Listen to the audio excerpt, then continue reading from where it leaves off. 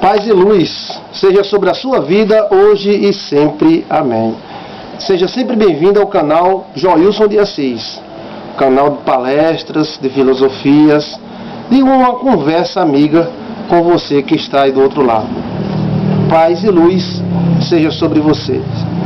Eu queria conversar um pouquinho acerca da vida eterna. A vida eterna é possível? É possível ao homem viver eternamente? Quais os conceitos existentes acerca da vida eterna? Seria possível criarmos ou fazermos algum medicamento, alguma fórmula mágica que dê ao homem uma condição de vida muito grande? A vida eterna é possível? Povos antiguíssimos alimentavam a ideia da vida eterna, da vitória sobre a morte ou da longevidade, ou seja, a vida longa. Encontramos na Bíblia o homem que mais viveu, Matusalém, em torno de 970 anos, 969 anos. Uma baita vida, né? Viveu mais do que Adão. Esse ponto é bastante polêmico, porque uns dizem que essas datações, né, que na verdade não eram anos, eram meses. Outros dizem que não era possível ser meses, não, alguns patriarcas tinham vivido apenas alguns dias. Então, a maioria acredita que era realmente anos. Adão viveu 930 anos depois do pecado, e Matusalém teria vivido 970 anos na época depois do pecado. Patriarcas viveram muito tempo e tiveram filhos com muitos e muitos anos de vida. Depois essa vida foi reduzida para 120 anos, segundo a Bíblia Sagrada. Depois do dilúvio, Deus reduziu para 120 anos. Noé ainda viveu bastante anos. Só 120 anos ele passou para construir a arca. Mas povos antiguíssimos, eles almejavam a vitória sobre a morte. Antigos alquimistas chineses tentavam a fórmula para aumentar a vida deles e dos seus governantes. E muitas vezes chegaram até matar esses governantes com essas fórmulas, tentando gerar uma longevidade. Os egípcios são os campeões nessa área de vida eterna. Os egípcios não acreditavam na reencarnação. Alguns até querem procurar e acham algumas coisas parecidas com a reencarnação, mas os egípcios não acreditavam na reencarnação. Ele acreditava na vida eterna, inclusive que os seus corpos iriam se retornarem à vida, iriam retornarem à vida, aliás, e por isso eles mumificavam aqueles corpos, porque achavam que aqueles corpos eram importantes, e um dia aquele faraó iria ressuscitar, e os seus servos iriam ressuscitar. As próprias pirâmides seriam mais ou menos um grande túmulo de um faraó, né? E de povos antiguíssimos, já que eu acredito que as pirâmides não foram construídas pelos egípcios, mas por uma civilização anterior aos egípcios que nós conhecemos hoje. Eles acreditavam na vida eterna, e acreditavam no céu, acreditavam no julgamento, né? E eles viviam ao redor desse assunto, vida eterna. Parece que eles viviam a vida finita pensando na vida infinita. As pirâmides são monumentos à vida eterna.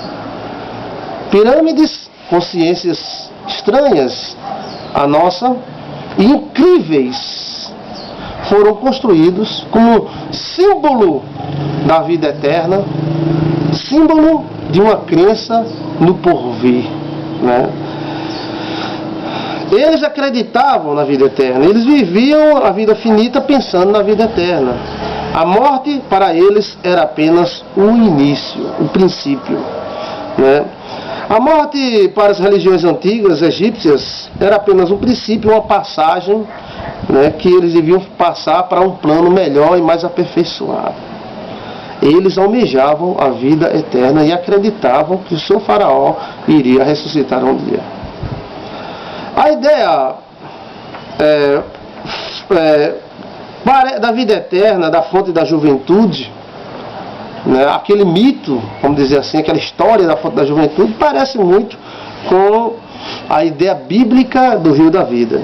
Os sumérios, né? A Bíblia, principalmente o Velho Testamento, o Pentateuco, a parte do Gênesis, ela parece muito uma cópia quase da crença sumeriana. O dilúvio, né? As crenças sumerianas estão no livro de Gênesis, né? E a crença na fonte da juventude, né, encontrada em alguns povos, pode ser justamente, né, aquela crença no rio da vida que existia no jardim do Éden. O primeiro homem, né, o chefe desse planeta, ele não era eterno.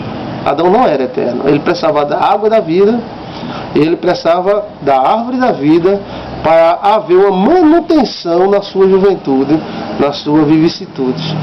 Então, possivelmente Adão ficava velho e ele ia lá, tomava da água da vida, comia do fruto da vida e se tornava jovem, novinho da Silva. Que coisa, né?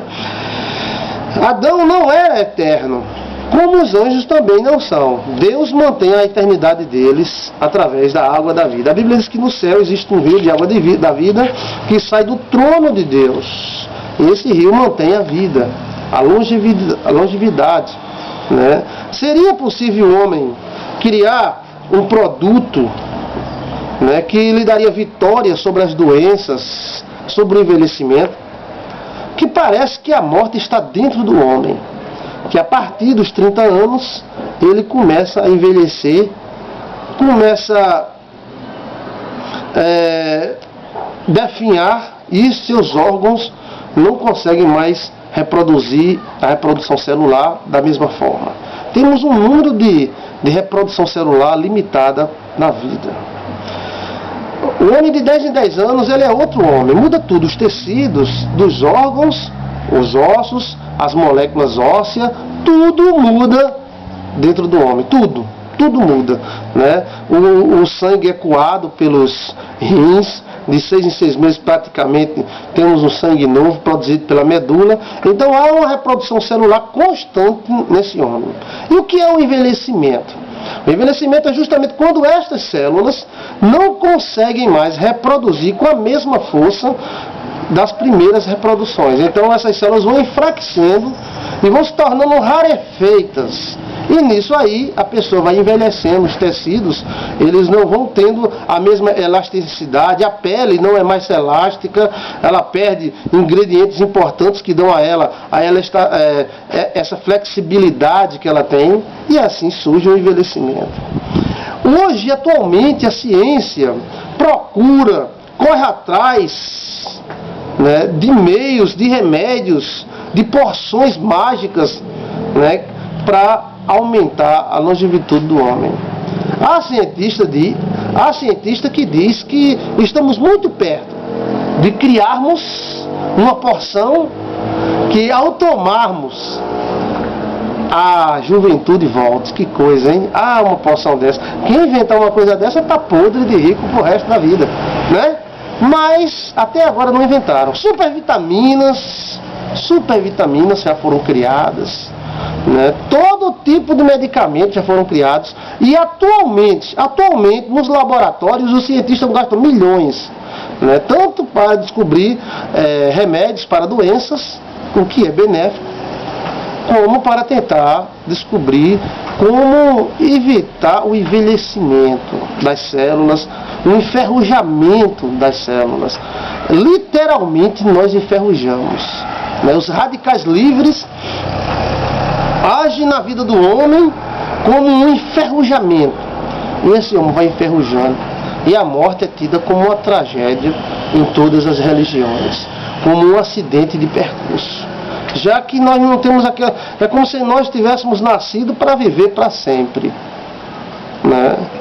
E não conseguimos, né? A Bíblia aponta para o pecado de Adão e Eva. Quando Adão comeu o fruto, né, do pecado, aquele fruto dentro dele provocou reações que mudaram todo o bioorganismo, todo o bio de Adão, e juntamente a terra foi mudada imediatamente, porque a terra não produzia espinhos e cardos e passou a produzir espinhos e cardos. A ciência corre atrás, né? A ciência, os antigos corriam atrás. Eu acredito que todo ser humano tem no coração um almejar desse, embora que saiba que é impossível, ou acreditamos que seja, ou é quase impossível chegarmos a isso. A Bíblia diz que Jesus Cristo nos ofereceu a vida eterna, e todo aquele que crê nele, um dia ele vai voltar e vai ressuscitar aquele pó, aquele cadáver que às vezes não tem nem osso mais, como Adão não tem nem osso mais, e ele vai se levantar e vai viver eternamente. Mas a ciência corre atrás. Os maiores monumentos da vida são em prol da vida eterna e da vida após a esta vida. Interessante, né?